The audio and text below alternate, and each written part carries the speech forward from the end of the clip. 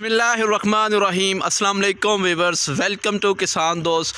मोअज़्ज़ज़ viewers, Munibur Rahman के dairy farm पर मौजूद हूँ, जिनके पास 30 जानवर हैं। इन 30 जानवरों पर आने वाला ख़र्चा और इनसे हासिल होने वाला मुनाफा, इनकी डेली की रूटीन और इनकी कामयाबी का राज आपके साथ शेयर करूँगा। आपसे करता हूँ रिक्वेस्ट, वीडियो को एंड तक ज़रूर देखिएगा, इंशाल्लाह आपको फ़ायदा ज़रूर होगा। तो चलिए इनसे करते हैं बात। अस्सलाम वालेकुम। वालेकुम अस्सलाम। ਵੀਰ ਜੀ ਕੀ ਹਾਲ ਹੈ ਤੁਹਾਡਾ? अल्लाह का शुक्र ठीक ठाक। ਆਪਣੇ ਸੋਹਣੇ ਵੀਰ ਦਾ ਕੀ ਨਾਂ ਹੈ? मुनीबुर रहमान ਮੁਨੀਬੁਰ ਰਹਿਮਾਨ ਸਾਹਿਬ ਕਿਹੜੇ ਇਲਾਕੇ ਤੋਂ ਹੋ? सर सियालकोट तो ਸਿਆਲਕੋਟ ਤੋਂ। ਡੇਅਰੀ ਫਾਰਮਿੰਗ ਦਾ ਕੰਮ ਕਿੰਨੇ ਸਾਲਾਂ ਤੋਂ ਪੇ ਕਰਦੇ ਹੋ? सर 4 साल तो कर लेते हैं। 4 ਸਾਲਾਂ ਦਾ ਤਜਰਬਾ ਕਿਸ ਤਰ੍ਹਾਂ ਦਾ ਗੁਜ਼ਰਿਆ?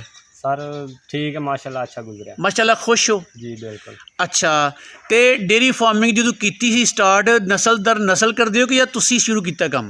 सर असी शुरू किया। ਅੱਛਾ, ਇਹਦਾ ਖਿਆਲ ਕਿੱਥੋਂ ਆਇਆ ਸੀ? बस भाई बाहर गए हैं तो उतों वापसी आए ने तो उन्होंने दा बनया ਜ਼ੇਨ ਸੀ ਕਿ ਡੇਅਰੀ ਫਾਰਮਿੰਗ ਕਰੀਏ। डेयरी फार्मिंग करी। ਅੱਛਾ, 4 ਸਾਲਾਂ ਦੇ ਵਿੱਚ ਡੇਅਰੀ ਫਾਰਮਿੰਗ ਦੇ ਕਿਹੜੇ-ਕਿਹੜੇ ਮਸਾਇਲ ਦਾ ਸਾਹਮਣਾ ਕਰਨਾ ਪਿਆ? सर पट्ठे तो जरा बंद है, होर तो ऐसा कोई मसला नहीं। ਪੱਠਿਆਂ ਦੇ ਇਲਾਵਾ ਹੋਰ ਕੋਈ ਮਸਲਾ ਨਹੀਂ? कोई मसला ਬਾਜ਼ ਫਾਰਮਰ ਕਹਿੰਦੇ ਨੇ ਕਿ ਮੱਝ ਮੁੱਝ ਬਿਮਾਰ ਹੋ ਜੇ ਤੇ ਉਹ ਵੀ ਇੱਕ ਮਸਲਾ ਹੁੰਦਾ ਹੈ। फिर बोलो वो डॉक्टर नूं बुला के जरा ओदी सैट हो जाती है। ਇਸ ਮਹਿੰਗਾਈ ਨੇ ਤੁਹਾਨੂੰ ਕਿੰਨਾ ਕੁ ਪਰੇਸ਼ਾਨ ਕੀਤਾ ਹੈ? महंगाई ने सर बहुत ज़्यादा ही परेशान किया। ਨਹੀਂ, ਮਹਿੰਗਾਈ ਨੇ ਚੌਖਾ ਪਰੇਸ਼ਾਨ ਕੀਤਾ ਕਿ ਫਿਰ ਵੀ ਸ਼ੁਕਰ ਅੱਲਾ ਦਾ ਗੁਜ਼ਾਰਾ ਹੁੰਦਾ ਹੈ? नहीं गुजारा तो होना ही है सर, जिन्नी भी हुई है गुजारा चलता ही है। ਜੀ ਬਿਲਕੁਲ। ਅੱਛਾ, ਇਹ ਦੱਸੋ ਤੁਹਾਡੇ ਕੋਲ ਟੋਟਲ ਜਾਨਵਰ ਕਿੰਨੇ ਨੇ? सर है ना माशाल्लाह तरीक जानवर। ਤਰੀਕ ਜਾਨਵਰ। ਜੀ। ਤੇ ਜਦੋਂ ਆਗਾਜ਼ ਕੀਤਾ ਸੀ ਕਿੰਨੇ ਜਾਨਵਰਾਂ ਤੋਂ ਕੀਤਾ ਸੀ? तकरीबन 3-4 थे। ਮਾਸ਼ਾਅੱਲਾ 3-4 ਤੋਂ ਵਧਾਉਂਦੇ ਗਏ। ਅੱਲਾ ਨੇ ਅੱਜ ਇੱਜ਼ਤ ਦਿੱਤੀ ਹੈ, ਕਾਮਯਾਬੀ ਦਿੱਤੀ ਹੈ, ਤਾਂ ਤਰੀਕ ਹੋ ਗਏ ਨੇ। बिल्कुल। ਅੱਛਾ, ਇਹ 3-4 ਜਾਨਵਰ ਕਿਹੜੇ ਇਲਾਕੇ ਤੋਂ ਲੈ ਕੇ ਆਏ ਸੋ? सर 3-4 पहले इत्थों ही ले हैं, Local ही? उकाड़े तू जाके लिया हज। ਅੱਛਾ, ਉਕਾੜੇ ਦੀ ਮੱਝ ਨੂੰ ਕਿਸ ਤਰ੍ਹਾਂ ਦਾ ਪਾਇਆ ਹੈ? सर चंगे। ਉਕਾੜੇ ਦੀ ਮੱਝ ਦੀ ਕੋਈ ਸਿਫਤ ਦੱਸੋ, ਖੂਬੀ ਦੱਸੋ, ਦੁੱਧ ਦੱਸੋ, ਕੀਮਤ ਦੱਸੋ। सर वो दुध तकरीबन ठीक देंदी है, साढ़े को आके 8 किलो दुध एक टाइम का दे रही है। ਮਾਸ਼ਾਅੱਲਾ 16 ਕਿਲੋ ਤੱਕ ਦੁੱਧ ਦੇ ਰਹੀ ਹੈ ਉਕਾੜੇ ਦੀ ਮੱਝ। बिल्कुल। ਤੇ ਕਿੰਨੇ ਕੁ ਮਹੀਨੇ ਦੁੱਧ ਦੇ ਛੱਡਦੀ ਹੈ? सर 6-7 महीने दे हज। ਤੇ ਕੀਮਤਾਂ ਉਧਰ ਉਕਾੜੇ ਵਿੱਚ ਕੀ ਪੀ ਚੱਲਦੀਆਂ ਨੇ? सर 2 लाख 2,20,000 2,30,000, बड़ी महंगी होए तो 2.5 लाख की। ਠੀਕ ਹੈ। ਤੇ ਉਕਾੜਾ ਇੱਕ ਸਿਟੀ ਦਾ ਨਾਂ ਹੈ। ਉਕਾੜੇ ਤੋਂ ਮੱਝ ਲੈਣ ਦੇ ਬਿਹਤਰੀਨ ਏਰੀਆਜ਼ ਕਿਹੜੇ ਨੇ? सर उत्थे चक्कां च जाके फिर के तो लै ही दियां ने। उत्थे ਚੱਕਾਂ बंदे ਵਿੱਚ अपने है ने, उन्हां कोल जाके लै। ਰਾਬਤਾ ਬਣ ਜਾਂਦਾ, ਤਾਲਕ ਬਣ ਜਾਂਦਾ, ਬੰਦਾ ਬਾਰ-ਬਾਰ ਕਿਤੇ ਆਇਆ ਜਾਏ ਤੇ। जी बिल्कुल। ਠੀਕ। ਅੱਛਾ, ਇਹ ਦੱਸੋ ਕਿ ਤੁਹਾਡੇ ਕੋਲ ਜਿੰਨੇ ਵੀ ਜਾਨਵਰ ਨੇ ਇਹਨਾਂ ਨੂੰ ਸੰਭਾਲਣ ਵਾਸਤੇ ਕਿੰਨੇ ਮੁਲਾਜ਼ਮੀਨ ਰੱਖੇ ਜੇ? सर 2 रखे। 2 ਮੁਲਾਜ਼ਮੀਨ ਕਿਹੜੇ ਇਲਾਕੇ ਨਾਲ ਤਾਲਕ ਰੱਖਦੇ ਨੇ? सर एक बूढ़ा बिहाड़ी दा ते एक पाकपतन दा। ਅਕਸਰ ਡੇਅਰੀ ਫਾਰਮਰ ਸ਼ਿਕਾਇਤ ਕਰਦੇ ਨੇ ਕਿ ਜਿਹੜੇ ਮੁਲਾਜ਼ਮੀਨ ਨੇ ਟਿਕਦੇ ਨਹੀਂ। ਤੁਹਾਡੇ ਮੁਲਾਜ਼ਮੀਨ ਕਿਵੇਂ ਟਿਕੇ ਨੇ? सर उन्हां दी सेवा चंगी करी दी है ते तनख्वाह शनख्वाह टाइम सिर उन्हां नूं दई दी है ते टिके रहिंदे ने। ਸੇਵਾ ਵਿੱਚ ਕੀ ਤੇ ਤਨਖਾਹ ਵਿੱਚ ਕੀ? सेवा जरा उन्हां नूं तंग नहीं इन्ना होण दईदा, ਜੀ। तनख्वाह भी टाइम सिर दईए ते जरा खुश रहिंदे ने भी। ਤੇ 30 ਜਾਨਵਰਾਂ ਤੇ 2 ਮੁਲਾਜ਼ਮੀਨ ਬੜੇ ਨੇ ਕਿ ਘੱਟ ਨੇ? सर बड़े ने। ਤੇ ਨਾਲ ਤੁਸੀਂ ਵੀ ਕੋਈ ਜਾਨ ਮਾਰਦੇ ਹੋ ਕਿ ਤੁਸੀਂ ਸਿਰਫ ਕੰਟਰੋਲ ਹੀ ਕਰਦੇ ਹੋ? नहीं थोड़ा बहुता घराड़ी दा उन्हां नाल, ਅੱਛਾ बाकी कर लैंदे ने। ਅੱਛਾ, ਤੁਹਾਡੇ ਡੇਅਰੀ ਫਾਰਮ ਦੀ ਟੋਟਲ ਜਗ੍ਹਾ ਕਿੰਨੀ ਹੈ? तकरीबन 1 कनाल। ਇੱਕ ਕਿਨਾਲ ਬਣਾਉਣ ਲੱਗਿਆ ਕਿੰਨਾ ਖਰਚਾ ਆ ਗਿਆ ਸੀ?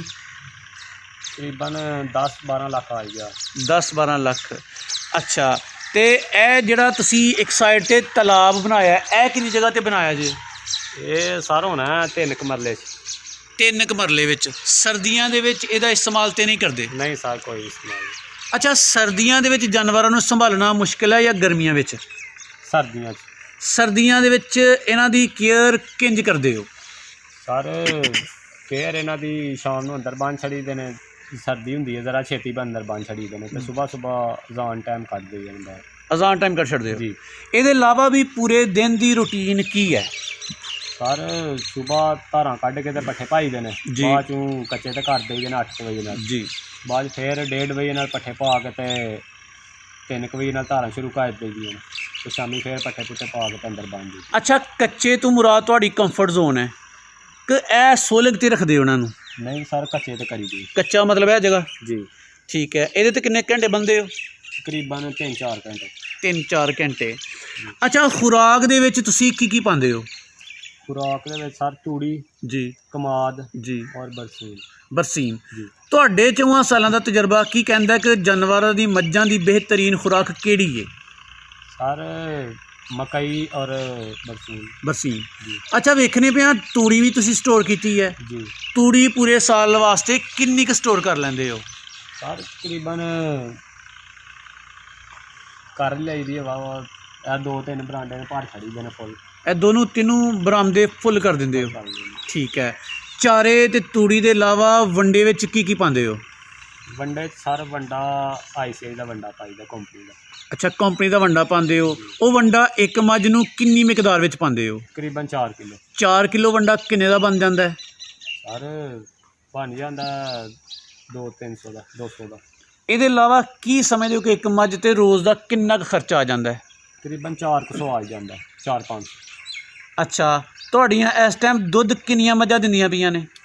ਸਰ 10 10 ਕੁ ਮੱਝਾਂ ਕਿੰਨਾ ਕੁ ਦੁੱਧ ਦੇ ਛੱਡਦੀਆਂ ਨੇ? ਤਕਰੀਬਨ 70-75 ਕਿਲੋ। ਕਿੱਥੇ ਸੇਲ ਕਰਦੇ ਹੋ? ਇੱਥੇ ਪਿੰਡ 'ਚ ਕਿਹੜੇ ਰੇਟ ਤੇ ਸੇਲ ਕਰਦੇ ਹੋ? ਸਰ 90। 90 ਰੁਪਏ ਠੀਕ ਹੈ ਜਾਂ ਸਮਝਦੇ ਹੋ ਘੱਟ ਹੈ? ਨਹੀਂ ਠੀਕ ਹੈ, ਗੁਜ਼ਾਰਾ ਹੁੰਦਾ ਗੁਜ਼ਾਰਾ ਹੁੰਦਾ ਹੈ। ਜੀ। ਠੀਕ ਹੈ। ਅੱਛਾ, ਇਹਦੇ ਇਲਾਵਾ ਵੀ ਕੋਈ ਡੇਅਰੀ ਫਾਰਮ ਦੇ ਅਮਲ ਵਿੱਚ ਕਿਹੜੇ ਮਸਲੇ ਮਸਾਇਲਾਂ ਦਾ ਸਾਹਮਣਾ ਕਰਨਾ ਪਿਆ ਤੁਹਾਨੂੰ?